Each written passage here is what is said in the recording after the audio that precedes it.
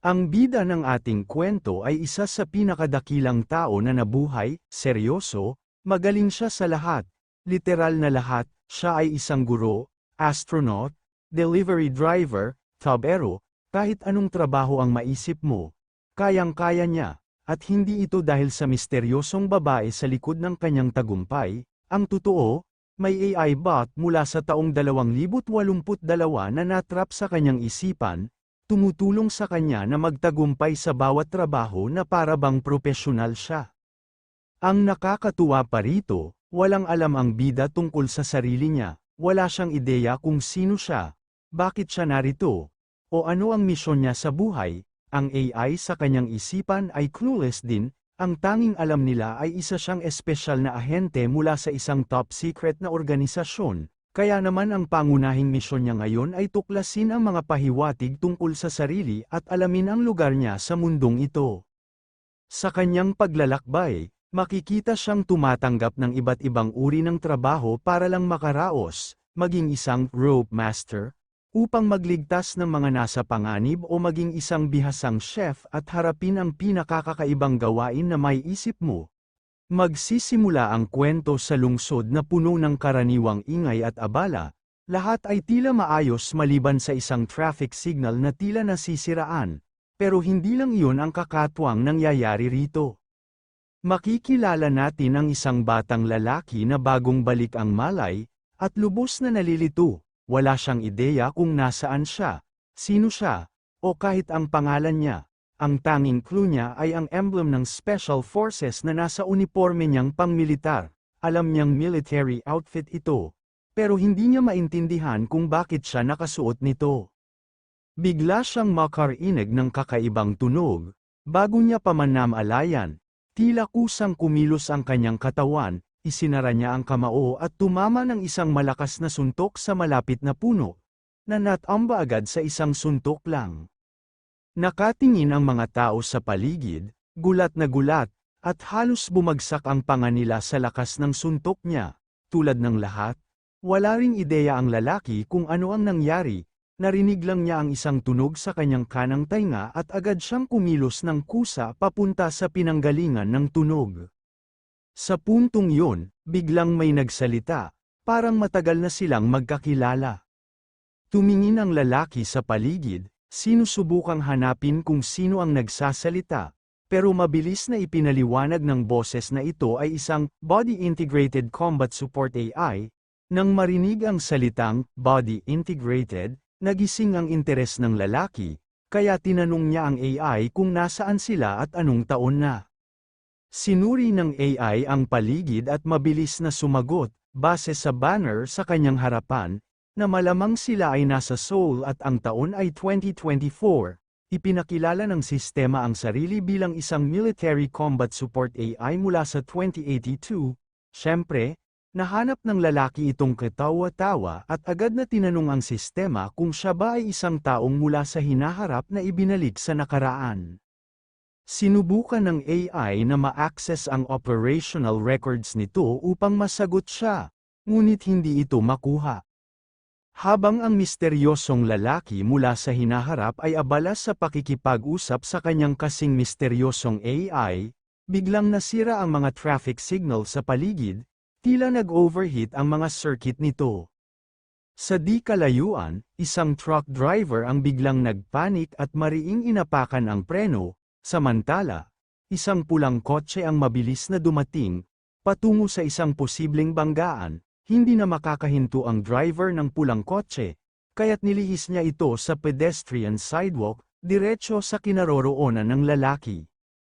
Sa eksaktong sandaling tila babangga na ang kotse, mabilis na na-detect ng AI ang paparating na sakuna at nagbigay ng instruksyon sa lalaki na umiwas. Tumalon ang lalaki, tamang-tama lang upang makaiwas, ngunit sa pagbangga ng kotse sa barrier, isang metal rod ang tumalsik na parang bala at mabilis na lumipad patungo sa ating bida, pero yumuko siya sa tamang oras, naiwasan ang rod, ngunit sa kasamaang palad, tumama ito sa isang lalaking nasa likuran niya. Tumagos sa tiyan nito, napasigaw sa sakit ang lalaki habang nakabaon sa kanya ang bakal, At agad na nagtipon ang mga chismosa sa paligid upang magbigay ng tulong. Na-detect ng AI ang casualty at mabilis na in-assess ang sitwasyon. Samantala, ang ating bida ay nagulat at nagkamot ng mga mata, nagtataka tungkol sa mga pulang at asul na ilaw na kanyang nakita. Ipinaliwanag ng AI na ang mga ilaw ay bahagi ng isang imahe na ipinakita ng Visual Assistance Device, na gumagana tulad ng AR lens.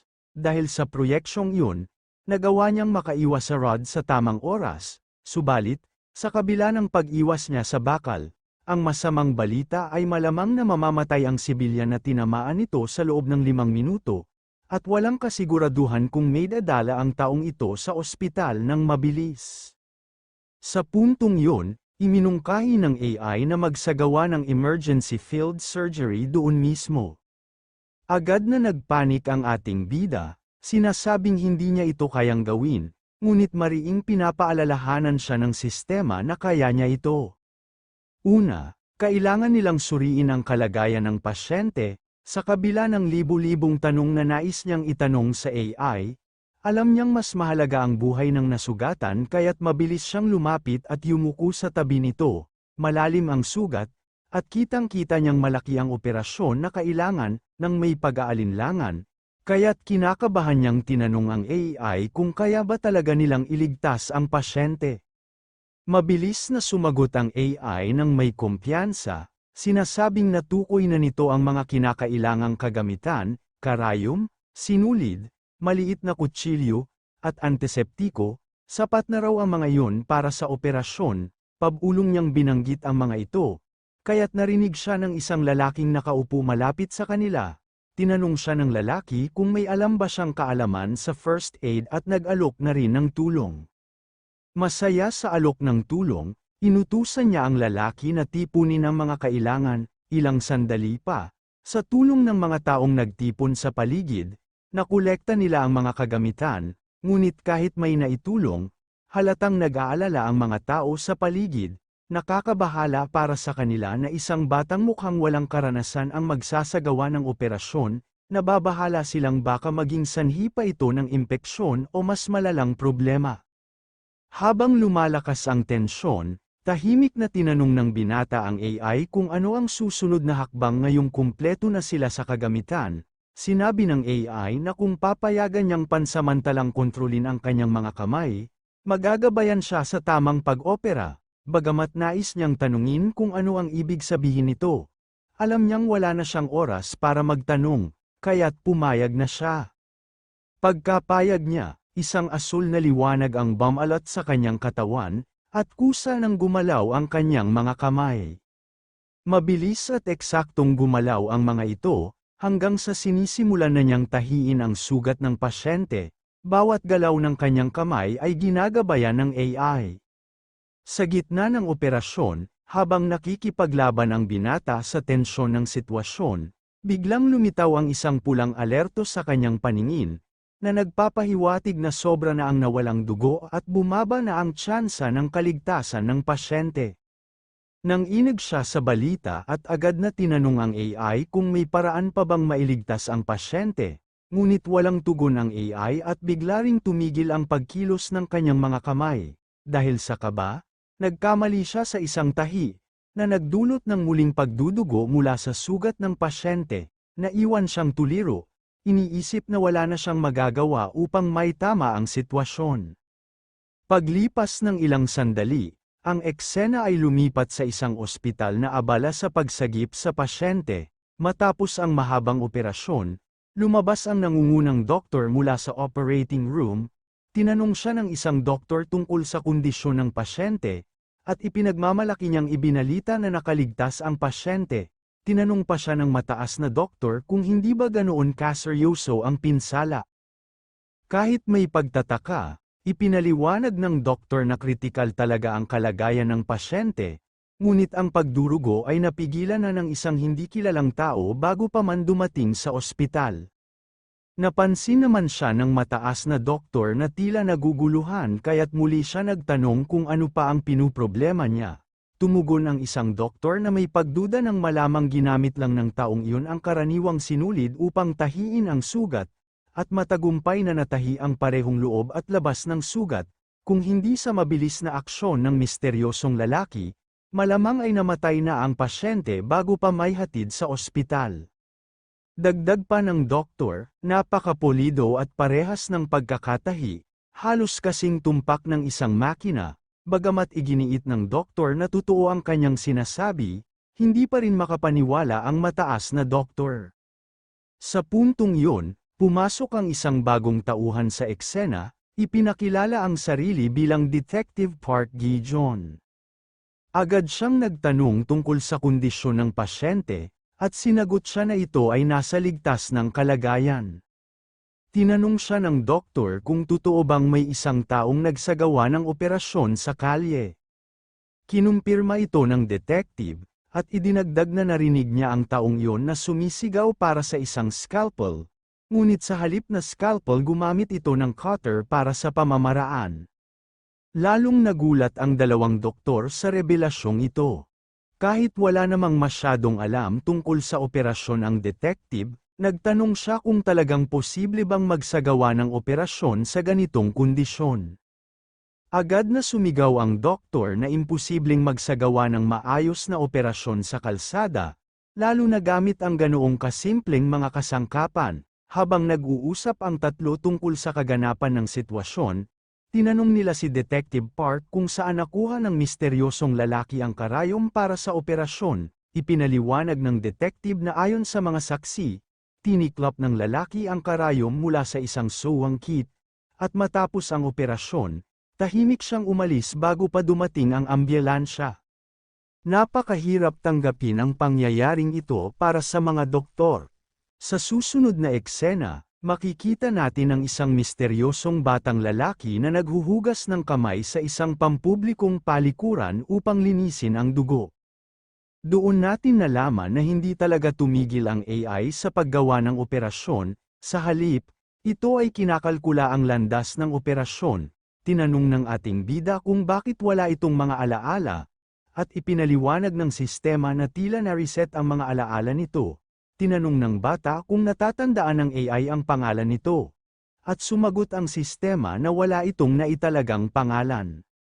Sa narinig, nagdesisyon ang ating bida na bigyan ito ng bagong pangalan. Dahil ang sistema ay kilala bilang isang combat support AI, pinaikli niya ang terminong ito at inisip ang pangalang John Ji-in. Sinabi niya sa AI na mula ngayon ay tatawagin na itong John Ji-in. Hindi agad tumugon ang sistema, kaya't nagtanong ang bata kung bakit wala itong sagot. Ipinaliwanag ng AI na kasalukuyan itong inaayos ang bagong pangalan bilang John Ji-in, at sinabing maaari pa rin itong palitan anumang oras. Biro ng ating bida, mas maganda kaya kung pangalanan niya itong Blackfire Dragon. Tila bahagyang nahiya ang Ai sa mungkahi at mabilis na iginiit na mas mainam ang pangalang John Ji-in. Paglabas ng batang lalaki mula sa palikuran, muli niyang napansin ang emblem, nasa kanyang braso na may tatak na Earth Union, kaya't nagtanong siya tungkol dito sa sistema. Ipinaliwanag ng AI na ang emblem ay mula sa uniforme ng isang espesyal na operasyon ng militar ng Earth Union. Naging mausisa ang ating bida at tinanong kung paano siya napadpad sa taong 2024 gayong ang AI ay mula pa sa 2082, at siya mismo ay isang Special Forces agent na may memorya na nawawala. Sumagot ang sistema na wala itong impormasyon upang masagot ang tanong na iyon. Kaya't nagmungkahi ang ating bida na gumamit ng internet upang makahanap ng karagdagang impormasyon, ngunit tumanggi ang AI dahil sa panganib na mahak at maputol ang kanyang koneksyon. Sa pagtanggi ng AI sa internet, kaya't tinanong niya ang sistema kung paano siya nakakuha ng impormasyon sa kasalukuyan. Ipinaliwanag ng AI na nakakatanggap lamang ito ng input sa pamamagitan ng mga sensasyon, halimbawa, kapag may masarap siyang kinakain, nararamdaman din ito ng AI. Naglalabas naman ito ng impormasyon sa pamamagitan ng kanyang katawan at boses. Ngunit kailangan ng pahintulot upang pansamantalang makontrol ito, lalo na sa mga sitwasyon ng labanan. Idinagdag ng AI na bagaman maaari itong tumulong sa pag-target, hindi nito magawang kalabitin ang getilyo. Hindi naman ito nakakagulat dahil isa lamang itong support combat AI, at limitado talaga ang mga kakayahan nito. At sino ba naman ang may gustong kontrolin ng AI ang buong mundo, hindi ba? Dahil walang maitutulong ang sistema sa kanyang mga tanong, nagpa siya ang bata na magtipo ng impormasyon tungkol sa kanyang sarili upang maintindihan kung bakit siya nasa taong 2024. Kinumpirma ng AI na tama ang kanyang desisyon at kailangan niyang kunin ang impormasyon nang siya mismo ang kikilos. Naghanap siya sa paligid at natagpuan ang isang gusali kung saan maaari siyang gumamit ng computer, at naniniwala siyang ito ang susi sa paglutas ng misteryo. Tinanong ng AI kung bumalik na ang kanyang mga alaala. Ngunit sumagot siya na hindi pa, bumabalik lang ang kanyang karaniwang common sense. At naniniwala siyang makakakuha sila ng mahalagang impormasyon kung makakapunta sila sa PC room, ang problema lang ay wala siyang pera upang makuha ang serbisyo nito. Para makalakam ng pera, tinanong niya ang AI kung matutulungan siya nito sa pagkanta. Kinumpirma ng AI na, dahil ang pagkanta ay mahalagang kasanayan sa labanan, maaari itong suportahan siya sa bagay na ito. Kaya't binigyan niya ng pansamantalang kontrol ang AI sa kanyang katawan. Makalipas ang ilang sandali, nakatayo siya doon hawak ang isang kutsara. Bagaman hindi siya sigurado kung kailangan pa ito, ipinaliwanag ng sistema na kailangan niyang lumugar sa karakter, at magkunwaring may hawak siyang mikropono. Bagaman may saysay ito, nalilito siya kung bakit kailangan niyang kumanta sa lugar na iyon. Lalo na't kaharap niya ang isang rock band na talaga namang nagwawala sa kanilang pag-awit. Sinabi ng sistema na kung mas mahusay ang kanyang pag-awit kaysa sa mga mang-aawit, natural na mapapansin siya ng mga tao, ngunit nag-aalangan siya, natatakot na baka pagtawanan lang siya sa halip na makuha ang atensyon. Binalaan niya ang AI na huwag masyadong magpakitang gilas dahil ayaw niyang mapahiya. Pinaghandaan ng batang lalaki ang kanyang sarili at nagsimulang kumanta.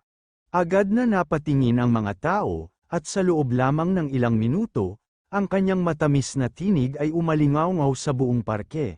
Hinuhuli ang atensyon ng lahat, nagpakitang gilas siya sa pamamagitan ng pagtama ng perpektong mga galaw, na nagdagdag ng karisma sa kanyang pagganap. Samantala, unti-unting nawawala ang mga manunood ng rock band, at lahat ay napapansin na ang batang lalaki na kumakanta ng mahusay kahit walang anumang instrumento. Hindi nagtagal, nagkalat ang mga tao, naiwan ang rock band na nagtataka, at halos napapaluha ang mga nakapaligid sa pagkanta ng ating bida.